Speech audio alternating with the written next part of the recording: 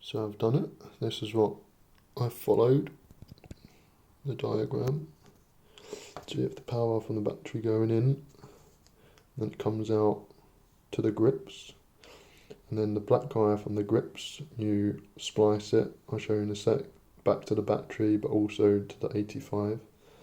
And then you use the rear light positive wire, splice it so it carries on in its normal journey, but the electricity comes into the switch and these two make an electric current that makes the switch between these two close, and then the power goes through this circuit. So I'll show you. So this is the cable coming from the handle grips.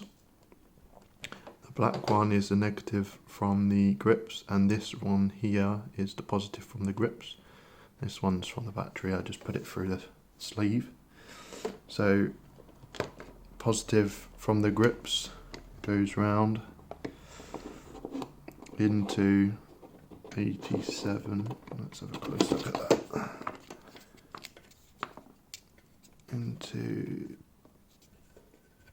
what's the light? 87, as you see on this diagram. And then the negative just goes straight round here into this splice here. So then it goes into the battery, but then we also connect the circuit back up to 85 to make the circuit closed from this rear light to the battery. So that's what makes the switch close. And then from the positive, we've got the fuse from the handle grips, comes round through this sleeve and then comes out here into number 30. You can see that as it is on there. So that's what makes the circuit. And then as you can see, if I turn it on with my rear lights off, it doesn't turn on.